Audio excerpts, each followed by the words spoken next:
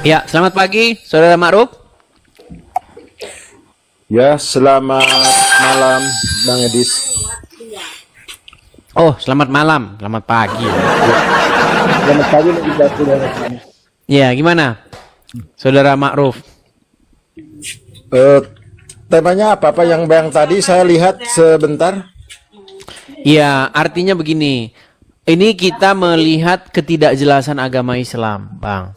Ketika kita belajar agama Islam, kita melihat bahwa selalu ada penjelasan Islam sesuka yang ngarang cerita.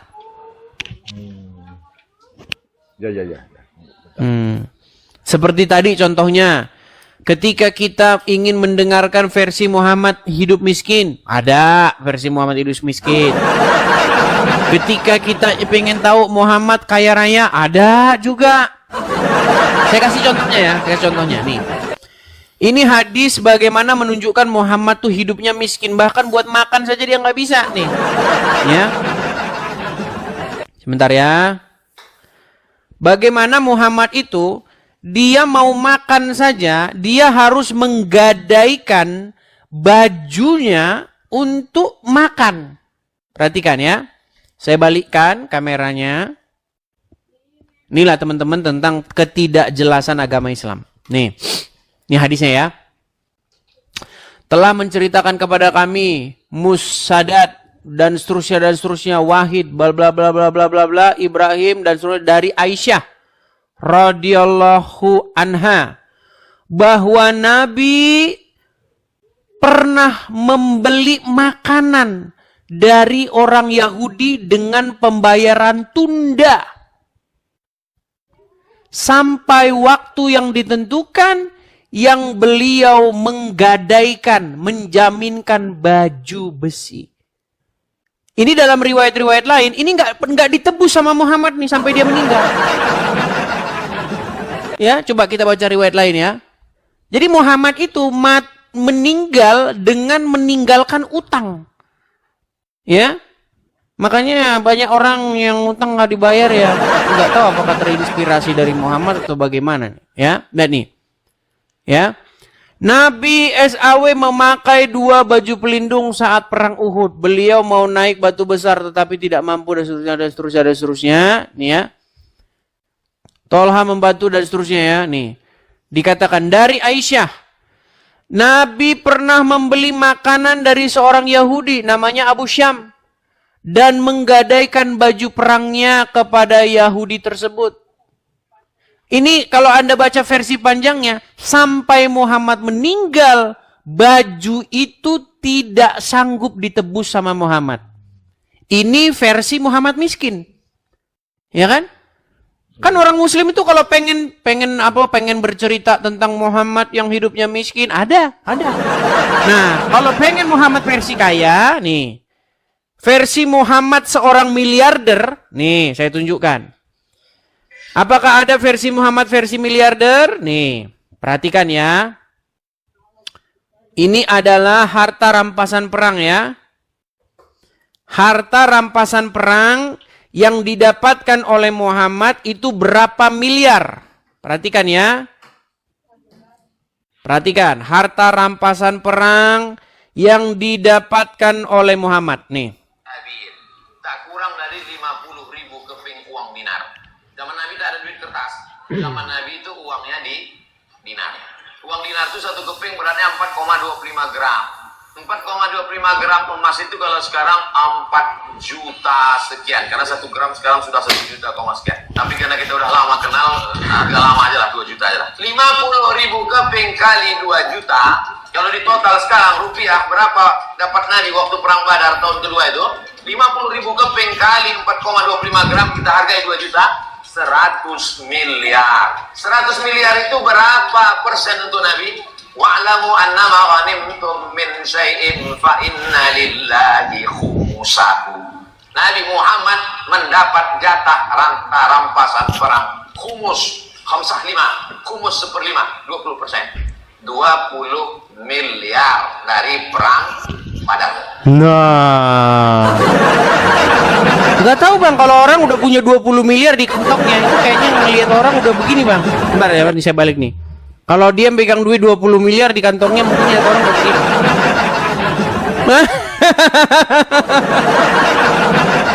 Makanya bang, makanya kalau kita belajar agama Islam, kita akan menemukan versi Muhammad suka-suka yang ngarang cerita itu.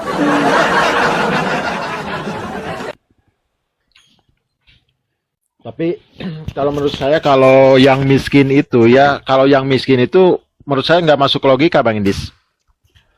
Karena kan Baginda itu istrinya mungkin lebih dari satu ya. Kalau miskin bagaimana membiayai kehidupan sehari-harinya? Betul. Itu tidak mungkin lah kalau Iya. miskin menurut saya. Kalau miskin saya nggak, kalau miskin tapi mungkin gimana ya? Bisa disebut kaya tapi bersahaja mungkin. Karena kan dalam satu hadis tidurnya bukan di kasur tapi di pelepah korma sampai berbekas di pipinya gitu ya. Iya. Makanya saya bilang bang, seorang ahli sejarah agama Islam bernama Robert Spencer.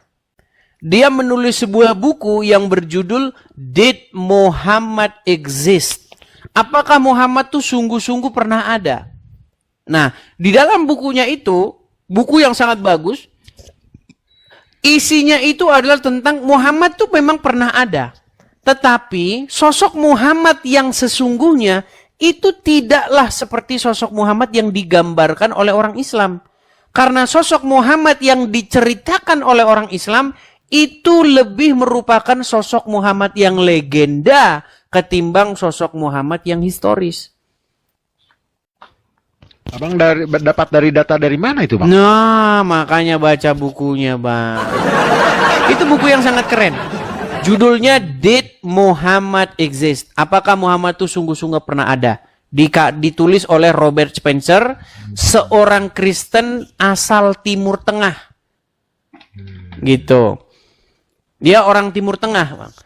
Dia mencari seluk-beluk tentang Muhammad ini. Gitu. Karena versi Muhammad itu memang begitu. Dua-duanya dibelah, diambil hatinya, dicuci pakai air zam-zam. Kalau yang seperti itu Bang, mungkin itu kalau menurut saya itu hanya sebuah simbolis mungkin Bang. Kalau masalah dibelah kayak gitu kan mana ada zaman dulu, mungkin udah ada ilmu medis seperti ke arah situ. Itu mungkin menurut saya hanya sebuah simbolis mungkin Bang. Lalu? Ya bukan sungguhan dibelah. Mungkinnya seperti saya ini, seperti mau sholat itu kan harus dibelah dulu dadanya. Artinya harus membersihkan dulu hati, membersihkan hati dulu ya kalau kita mau sholat gitu ya. Seperti kita berwudu itu kan simbolisnya membersihkan. Membersihkan bukan hanya fisik, tapi yang di dalam ini. Mungkin seperti itu mungkin Bang kalau acara ke situ. Kalau masalah membelah dada seperti taruh medis lah, kalau menurut saya agak kurang ini ya. Kalau untuk versi dulu gimana ya? Ceritanya seperti gimana gitu kalau masalah itu kalau menurut saya ke arah simbolis Bang, itu maksudnya membersihkan gitu ya, membersihkan hatinya di black gitu. Kayaknya tak mungkin Bang. Iya, tapi kalau kita membaca hadis-hadisnya, bagaimana ada sayangnya saya tidak persiapkan di sini ya. Pernah dengar cerita Abu Bakar atau Umar begitu, dia mengancam akan memukul anaknya kalau dia meminta kepada Muhammad. Iya pernah dengar, memang pernah dengar. Iya. Iya pernah. Iya. Bagaimana Umar bin Khattab atau Abu Bakar akan memukul anaknya jika dia meminta nafkah kepada Nabi? Ya, memang sih gimana ya? Banyak versi itu yang satu sisi seperti ini seperti ini seperti bertentangan versi itu. Iya, makanya Abu Bakar Abu Yasakur pernah bilang, setelah dia pelajari agama Islam, dia pelajari buku sirah, dia pelajari kesimpulan yang gak jelas. Iya. Karena kan kalau masalah, apalagi kalau masalah hadis ya, sejujurnya kalau masalah hadis, memang sih hadis itu banyak versinya ya. Memang banyak versi. versi yang menurut saya versi yang kalau hadis masalah agak ada yang bertentangan juga sih. Masalahnya satu sisi ya saya dilarang untuk berdusta. Memang nggak boleh lah, ya. Memang nggak boleh berdusta itu. Walaupun bercanda, ya saya udah tahu itu. Tapi satu sisi ya memperbolehkan juga gitu ya. Nah itu kan satu sisi seperti ada pertentangan ya. Ya di satu sisi kita harus saling menyayangi, saling mencintai dengan semua makhluk. Tapi di sisi lain pepetlah gimana itu menurut saya bertentangan. Menurut saya. Ya, makanya gini, kalau kita baca-baca riwayat-riwayat itu juga bertentangan ya nih. Bagaimana Muhammad kalau diminta nafkah nih, kita baca saja ya, kita baca utuh. Nih, supaya umat muslim mengerti nih ya, teman-teman belajar ya, nih. Ya, kita bacakan. Ini saya ambil riwayatnya ya, di dalam Detik Hikmah, nih ya.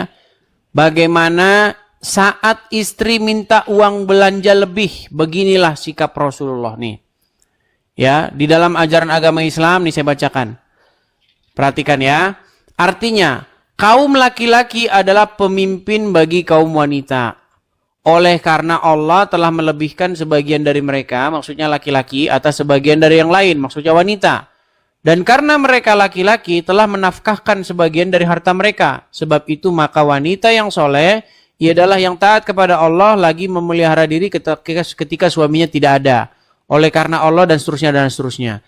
Wanita-wanita yang kamu khawatirkan nusyusnya, ini ayat Al-Quran. Maka nasihatilah mereka dan pisahkanlah mereka di tempat tidur. Dan pukullah mereka. Ini ajaran agama Islam nih. Mukulin istri, ya kan? Kemudian jika mereka mentaatimu, maka janganlah kamu mencari-cari jalan untuk menyusahkannya. Sesungguhnya Allah maha tinggi lagi maha besar. Nah, saya bacakan ya. Rasulullah telah mendengar keluhan ini. Bagaimana di sini perhatikan ya.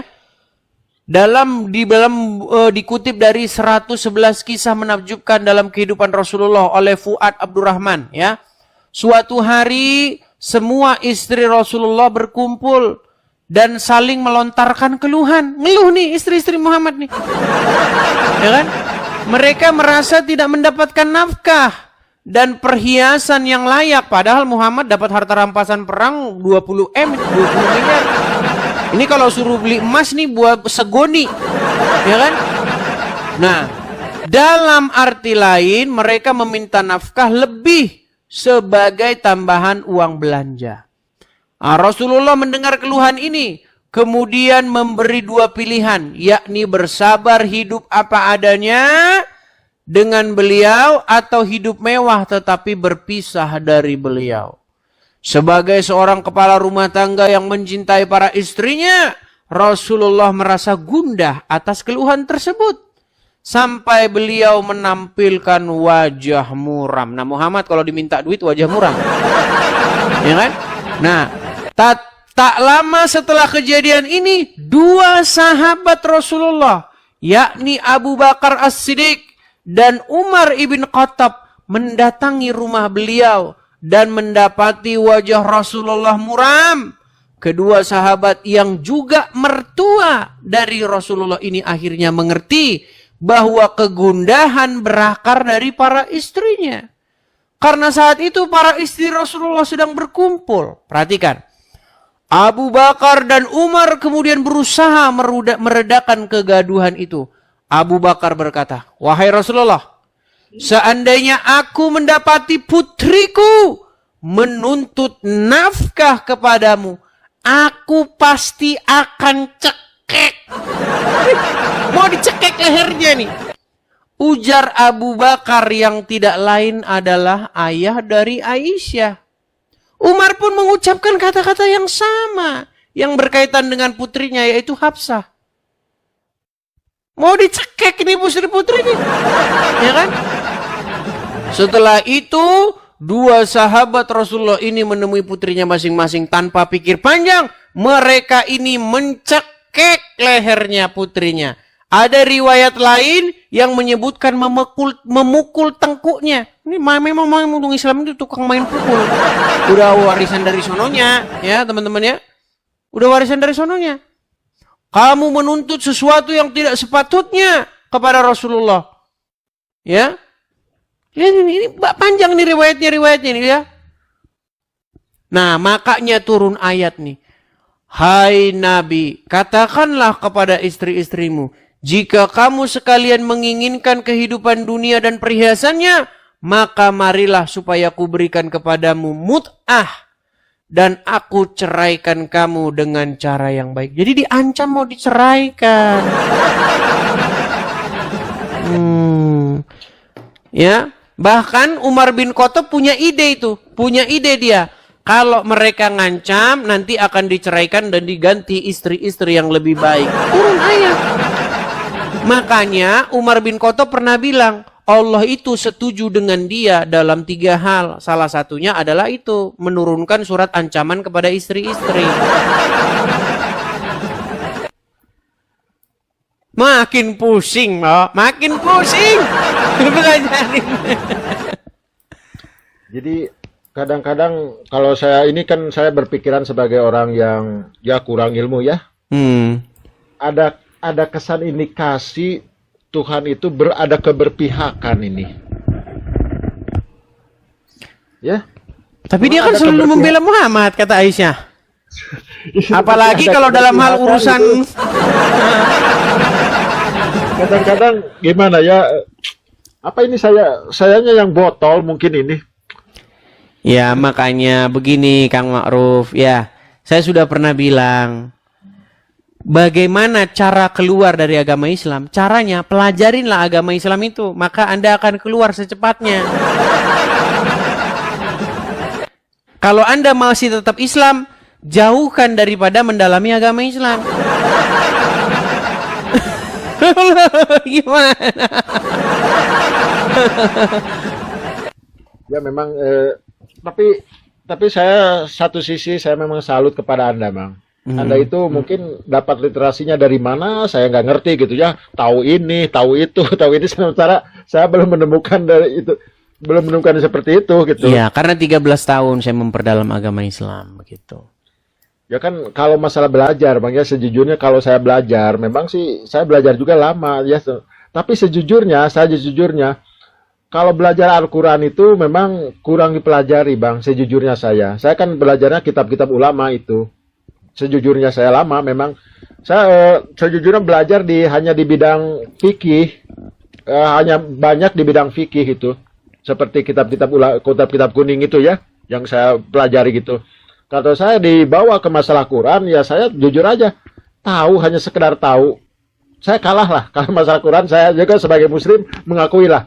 Saya kurang kalau dalam Al-Quran. Tapi kalau masalah baca dan translate, ya masalah itu tahu dong. Tapi kalau masalah yang lebih mendalamnya tentang Quran, jujur saya belum lah.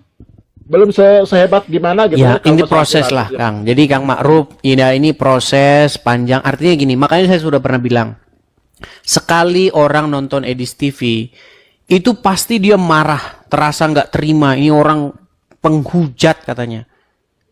Itu sekali. Kedua kali, dia tuh mulai cari tahu. Ini orang yang dia omong ini bener apa enggak sih ini orang ini? Apa asal-asal ngomong aja? Dia cari tahu. Nah, ketiga kali, dia sudah mulai mengiyakan. Bener ternyata yang dibilang. Nah, ini keempat kali yang bahaya.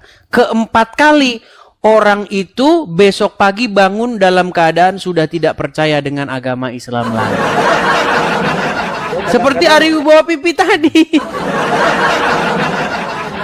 Karena kan gini Bang ya, sejujurnya kalau untuk saat ini saya pribadi ya, apakah agama Islam betul? Menurut saya agama benar. Tapi kalau dibilang bagaimana penganutnya, mungkin ginilah kalau penganutnya gitu ya. Banyak, memang banyak kelucuan juga Bang ya, kalau saya jujur betul banyak kelucuan juga sih sebetulnya. Ini kan karena apa ya? Kan di Islam itu kan tahu sendiri kan banyak versi ya. Banyak versi.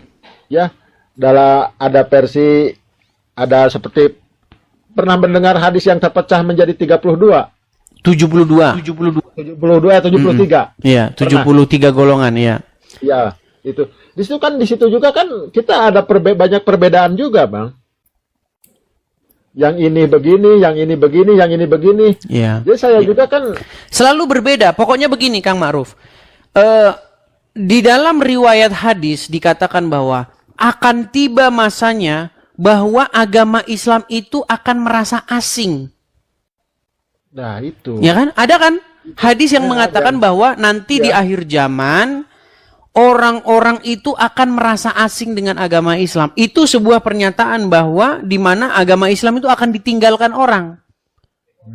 Tapi di detik yang sama umat muslim akan mengatakan agama Islam berkembang pesat. Jadi pokoknya selalu bikin pusing pokoknya. Satu sisi hadis bilang agama Islam akan ditinggalkan. Satu sisi bilang umat Islam akan tersebar luas dan orang akan berbondong-bondong menurut agama Islam. Makin saya pelajari, Mang, pintu gerbangnya makin dekat buat ninggalin agama Islam. Tapi saya ada yang dimaksud Islam di situ, Bang, bukan, kalau disebut bukan sih, sebetulnya bukan Islam merek yang seperti ini, Bang, sebetulnya gitu ya. Tapi saya agak mengerti, tapi kalau saya berbicara seperti ini, saya nggak berani berbicara sih sebetulnya. Kalau berbicara seperti saya kurang berani berbicara lah. Iya, saya maklum lah, karena memang mental kebanyakan orang Islam itu memang bukan mental berdiskusi atau bukan mental yang sanggup mematahkan syubhat dengan sebuah argumen. Tetapi mental umat Islam itu adalah mental di mana mereka akan rame-rame berbondong-bondong untuk melakukan pemaksaan ataupun kekerasan. Maaf ya, versi Abang mungkin saya ingin.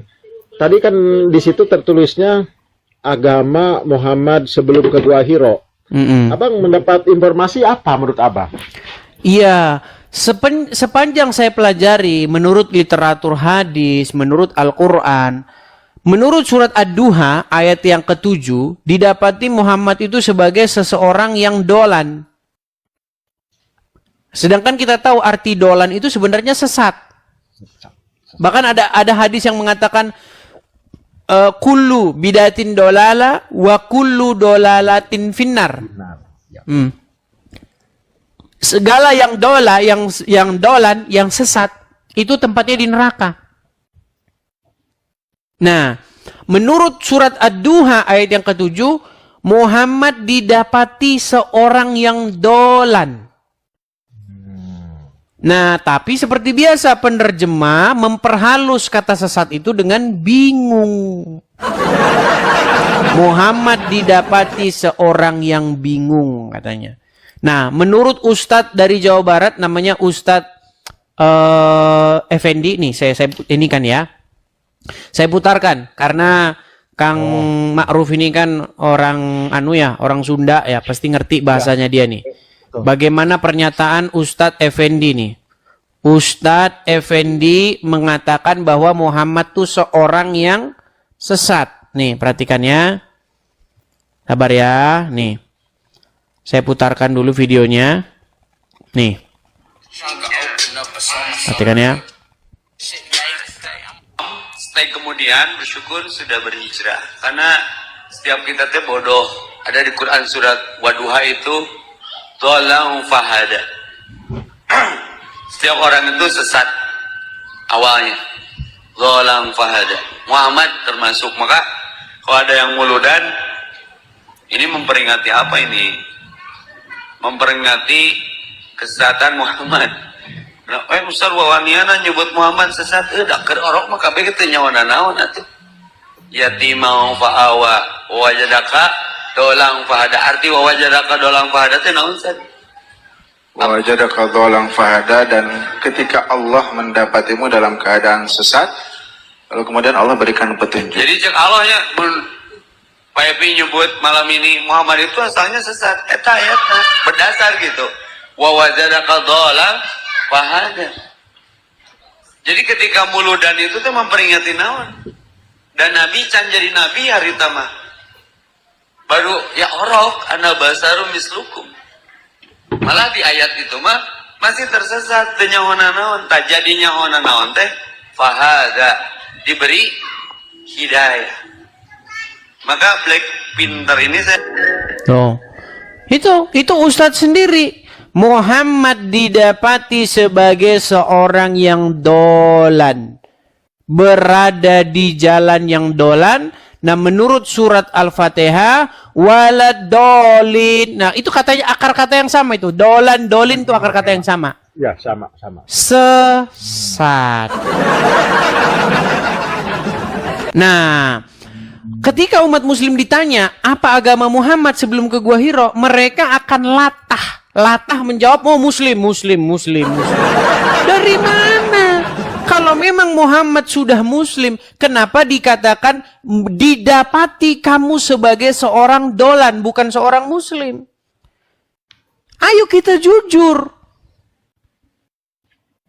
Gitu loh. Lalu dikatakan Muhammad mendapat petunjuk. Nah, apakah benar Muhammad dapat petunjuk? Nah, itu nanti pokok bahasannya beda. Karena begini, menurut surat Al-Quran, nih, sebentar ya, saya tampilkan dulu temanya ini. Menurut Al-Quran, orang yang beriman dan bertawakal kepada Allah tidak akan bisa dipengaruhi oleh setan. Suratnya apa? Surat An-Nahl ayat 99. Sesungguhnya orang-orang yang beriman dan bertawakal kepada Tuhannya tidak akan mampu dipengaruhi oleh setan. Ayatnya bukan begitu, ayatnya begini.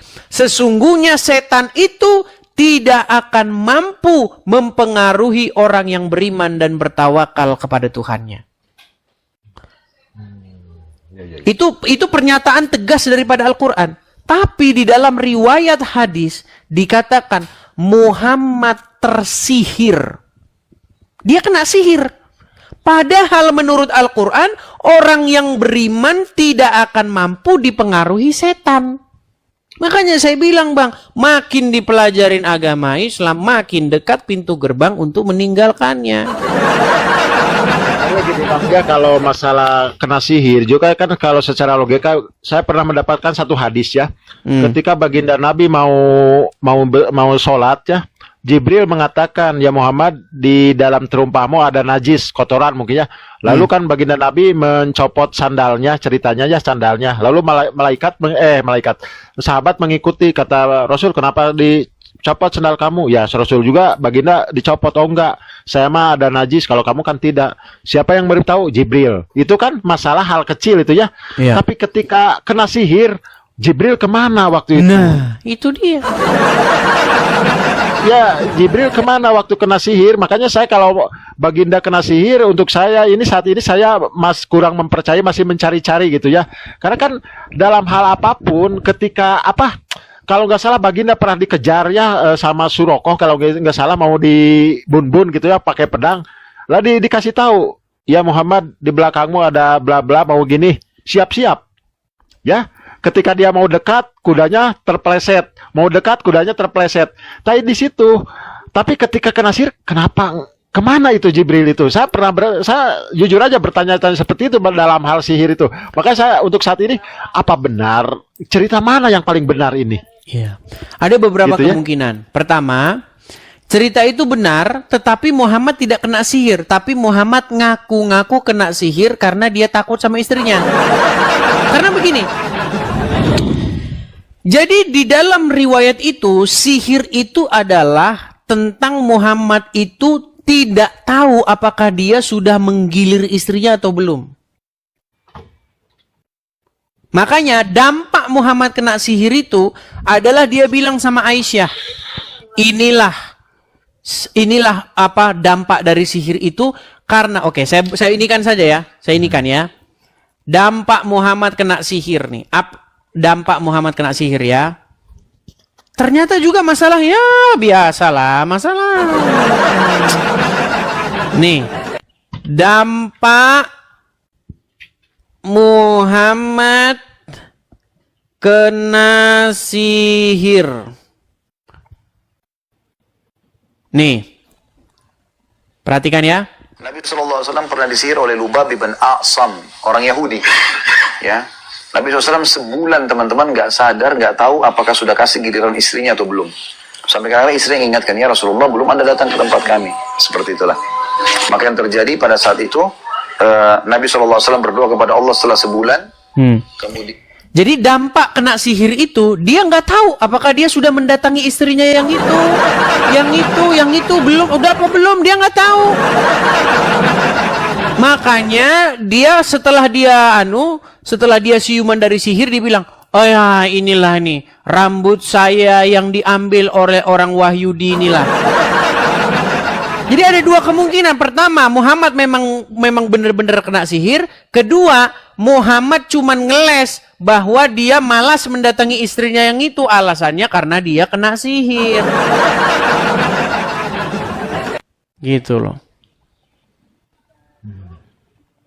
Padahal dalam riwayat lain dikatakan, dalam riwayat lain ada lagi, mau versi yang beda. Muhammad sanggup menggilir istri-istrinya dalam satu hari. Dia mempunyai kekuatan setara 30 pria. Loh, makanya Bang, pokoknya makin dipelajarin agama Islam makin pening. Nih ya, nih. Saya tunjukkan bahwa Muhammad itu sanggup menggilir istri-istrinya. Nih ya. Muhammad memiliki kekuatan setara 30 pria. Hadisnya nih, saya tunjukkan hadisnya nih. Di satu sisi Muhammad lupa apakah dia sudah mendatangi istrinya atau belum. Dia mengatakan karena dia kena sihir. Di satu sisi Muhammad sanggup menggilir istri-istrinya. Makanya saya sudah pernah bilang, seandainya ada obat kuat, maka bikinlah merek. Aduh, nanti saya kena penistaan agama. Nih ya, perhatikan ya nih. Sahih Bukhari nomor 260. Rasulullah menggilir 11 istrinya dengan kekuatan SEX. Rasulullah setara 30 laki-laki. Nih, hadisnya ada. Sahih Bukhari 260. 11 istri Nabi dan kekuatan seks 30 laki-laki nih. Sahih Bukhari telah menceritakan kepada kami Muhammad bin Bashar berkata telah menceritakan bla bla bla bla bla dari bapakku dan seterusnya adalah Nabi SAW mendatangi istrinya pada waktu yang sama. Didatangi di waktu yang sama. Ya. Di malam hari atau di siang hari. Didatangi di saat yang bersama. Maksudnya didatangi itu disetubuhi, bos. Disetubuhi di detik yang sama maksudnya. Ya, di hari yang sama, di waktu yang sama. Mau di malam hari atau di siang hari. Saat itu jumlah istri-istri beliau 11 orang. Aku bertanya kepada Anas bin Malik radhiyallahu anhu, apakah beliau mampu? Jawabnya, beliau diberikan kekuatan setara 30 laki-laki. Wah. Ya kan? Berkata Sa'id dari Qatadah bahwa Anas radhiyallahu anhu menerangkan kepada mereka bahwa jumlah istri beliau alaihi salam saat itu 9 orang. Ada yang bilang 9, ada yang bilang 11. Makanya ketika saya berdiskusi kepada Rashid, nanti kalau saya mengeluarkan statement ini nanti banyak yang marah nih. Nih, Rashid pernah berdiskusi dengan saya. Nih, perhatikan ya. Sabar ya. Ini pernyataan Rashid nih. Nih. Apa yang Rashid katakan? Rashid pernah diskusi dengan saya dan dia pernah saya tanyai tentang kekuatan Muhammad. Sabar ya, nih. Nih diskusi saya dengan seorang pendebat muslim namanya Ar-Rashid nih. Nih ya. Nih saya putarkan, semoga kedengeran ya Kang ya nih. Nih. Betul nggak kamu mengiyakan bahwa nabimu raja seks? Oke. Mengiyakan kan? Mengiyakan kan? Begini. Sebentar, narasimu begini. Susah ini sudah semua. Mumpung belum banyak yang menonton kamu. Kamu akui nggak bahwa nabimu seorang raja seks? Satu. Saya sudah mengakui kemarin kan? Mantap. Ini loh. Sudah diakui.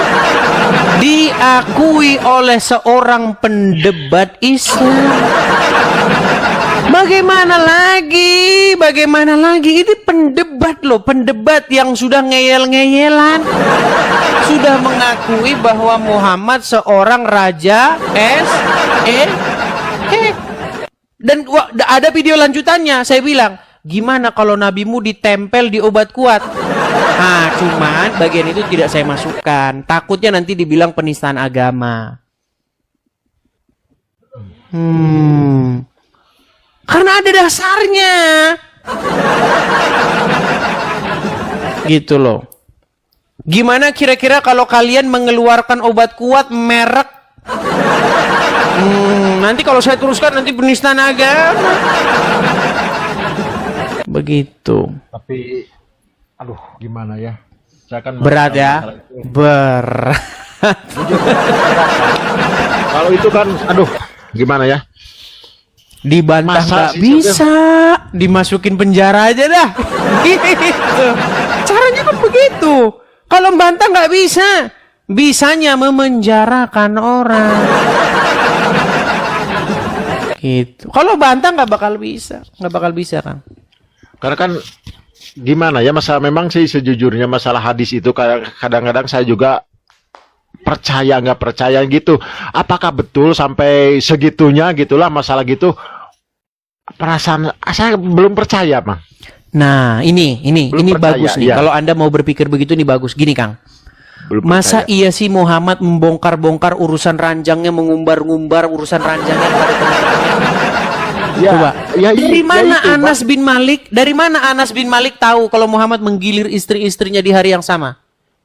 Nah, justru itu kan kadang-kadang Masa iya Muhammad sama sesama pria ngomongannya, obrolannya kayak begitu? sedangkan gini, Bang, dalam satu hadis ketika kita begitu terus kita bercerita pagi harinya itu sudah termasuk dosa juga, Bang. Ada hadis yang bilang begitu. Janganlah kan? kamu bercerita hal-hal yang bersifat pribadi, kan gitu. Iya betul, betul.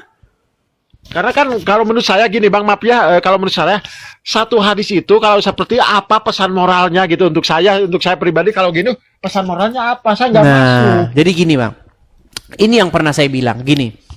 Sebenarnya ya, teman-teman muslim ya, bukan saya itu benci kepada kalian. Ketika saya pelajari agama Islam, justru saya ingin memberikan pesan kepada kalian karena saya itu peduli dengan kalian. Al-Quran memerintahkan apa? Apa yang diperintahkan Al-Quran? Wahai kaum muslimin, ketahuilah bahwa ada kitab-kitab yang terdahulu, namanya Taurat dan Injil, yang di dalamnya terdapat petunjuk dan cahaya. Quran bilang bahwa ada petunjuk dan cahaya di dalam kitab-kitab sebelumnya, yaitu kitab Taurat dan kitab Injil. Tapi karena umat muslim baca Quran bukan baca terjemahannya, dibaca Arabnya, akhirnya orang Islam tidak melihat keberadaan ayat itu. Akhirnya apa? Di rumah orang Islam dipenuhi kitab-kitab yang barusan tadi kita bacakan. Muhammad sanggup menggilir istri-istrinya. Kekuatan seksual setara 30 pria. Akibat apa? Akibat umat muslim tidak menaruh Injil dan Taurat di dalam rumahnya. Makanya saya rindu ketika saya berkunjung ke rumah-rumah muslim, saya rindu ada kitab Taurat dan ada Injil di rumah yang dibacanya. Tapi gak ada kitab Injil dan Taurat di rumah seorang muslim. Yang ada kitab itu tadi, tamasya ke surga, di mana burung-burung pria akan berdiri 70 tahun lamanya. Itu yang dibaca orang Islam sekarang. Mereka tidak membaca Taurat, mereka tidak membaca Injil. Tapi menurut Abang kalau sekarang yang disebut kitab Taurat, Injil, Zabur itu yang mana? Ya pastilah yang kami baca ini. Mau yang mana lagi? Coba di dalam Injil dikatakan, coba buka Injil itu yang kami baca sekarang. Apa kata Yesus? Pada hari berbangkit, manusia itu hidup seperti malaikat di sorga. tidak kawin dan dikawinkan, melainkan hidup seperti malaikat di surga. Beda dengan ajaran orang Islam. Kalau dalam ajaran agama Islam bahkan diberi gadis-gadis yang berpayudara besar. Ya kan? Saya bahas itu gimana, dilema Bang untuk saya. Satu sisi kalau saya tidak mengimani itu, saya jatuhnya murtad. Tapi dalam hati saya, ya ini dalam hati saya, ketika saya udah meninggal dunia, apakah masih ada nafsu itu? Iya. Karena itu kan kita kan bukan jasad yang ini lagi kan. Kalau masalah nafsu makan, nafsu itu kan dari ini kan. Ya. Dari kedagingan ini. Saya sudah pernah bilang begini. Ada satu ustazah itu ya yang sangat fenomenal, yang sangat terkenal. Ada pertanyaan begini. Ustazah, nanti di dalam surga bagaimana nanti, apakah kita bisa bertemu dengan suami kita kembali? Katanya kan. Ustazah jawab, jangankan suami kita, suami orang pun mau. Suami orang pun bisa, kata dia. Dengan logat Minangnya itu. Ada video viral itu. Jadi gimana Bang? Jadi kan kalau menurut saya logika saya kacau itu. Iya. Jadi kacau itu. Jadi gini. Sebetulnya jadi kacau. Iya. Di dalam Bible disebutkan bahwa kita nggak pernah tahu kehidupan yang akan datang, tuh kita nggak pernah tahu karena kita nggak pernah kesana kan. Tapi kita diberikan sebuah gambaran. Nah, di dalam Bible digambarkan bahwa mereka akan menyembah kepada Tuhan sampai selama-lamanya. Tidak ada lagi maut, tidak ada lagi air mata di mata mereka. Itu digambarkan dalam Bible, kehidupan mereka akan seperti itu. Nah, menurut Al-Quran, ya digambarkan begini, bahwa kenikmatan yang paling tinggi di dalam surga itu adalah ketika mereka memandang kepada wajah Tuhannya. Itu menurut ayat Al-Quran. Bahkan menurut hadis juga dikatakan, kenikmatan yang paling tinggi di dalam surga adalah ketika mereka memandang wajah Allah, dikatakan. Bayangkan Bang, kenikmatan tertinggi adalah memandang wajah Allah, tapi kesibukan orang Islam memecah perawan. Bang, kita gini ya, manusia itu gini Bang, manusia itu tabiatnya dia akan sibuk dengan yang dia sukai, betul nggak? Iya betul. Contoh, orang yang suka main game, dia kan senangnya main game. Maka hari-hari dia itu akan dipenuhi dengan main game. Ya betul. Nah, orang yang sibuk, yang senang cari duit, kan banyak orang senang cari duit, akan sibuk mengisi hari-hari dia dengan cari duit. Ternyata di dalam surga umat muslim melakukan kemusyrikan. Kenapa saya katakan musyrik? Gini, kenikmatan tertinggi adalah memandang wajah Allah. Tapi umat muslim disebutkan, digambarkan di surga itu, mereka tidak sibuk memandang wajah Allah. Mereka tidak menghabiskan waktu mereka untuk memandang wajah Allah. Mereka habiskan waktu mereka untuk memecah perawan. Gini Bang, ya jujur, saya sejujurnya kan saya pernah berpikir juga kan, berpikir ketika kita kan ruh kita ya, ketika ruh kita lepas dari jasad ini, saya kan pernah ada satu riwayat juga ya, pernah baca, ketika andai kan saya meninggal, terus saya bisa melihat lagi, masih bisa melihat dunia, saya melihat istri saya menikah lagi, terus dikatakan di situ saya nggak ada rasa cemburu. Saya ketika saya meninggal, saya masih melihat istri saya menikah lagi, saya sudah nggak ada rasa cemburu. Nah, di situ rasa cemburu juga sudah hilang waktu itu, waktu di alam barzah itu. Iya, makanya saya bilang, kalau dia tidak memiliki lagi perasaan-perasaan duniawi, lalu bagaimana mereka akan sibuk memecah perawan? Saling berkontradiksi.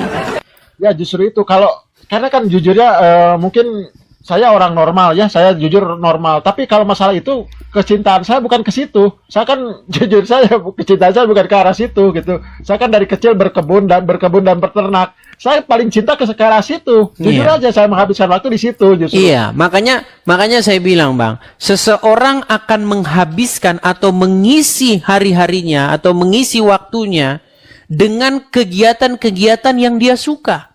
Ketika dia menghabiskan kegiatan yang dia tidak suka, maka orang itu berada di dalam kesengsaraan. Contoh, saya kasih contoh. Apa yang paling orang nggak suka? Nunggu, bener nggak? Iya, betul. Misalnya nunggu bis nggak datang-datang. Ya. Bayangkan kalau seseorang menghabiskan waktu, menghabiskan kegiatan yang dia tidak suka, maka orang itu berada dalam penderitaan. Nah, ternyata umat muslim itu tidak suka memandang wajah Allah. Padahal itu adalah kenikmatan tertinggi.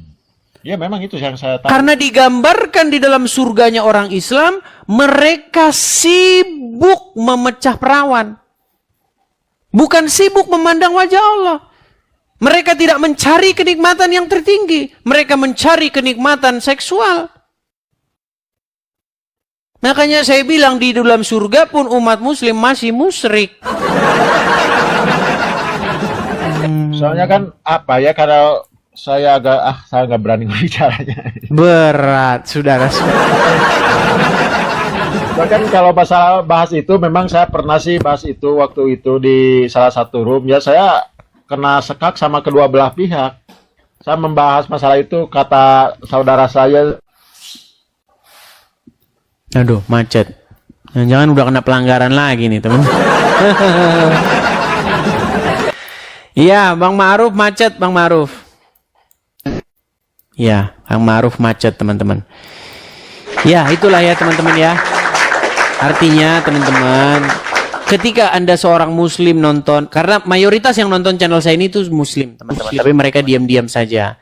Artinya begini yang mau saya sampaikan. Ketika kalian nonton channel saya, jangan buru-buru kalian itu mengatakan saya menista apa. Enggak. Saya itu mengatakan sesuatu yang ada dalilnya, ada dasarnya. Begitu.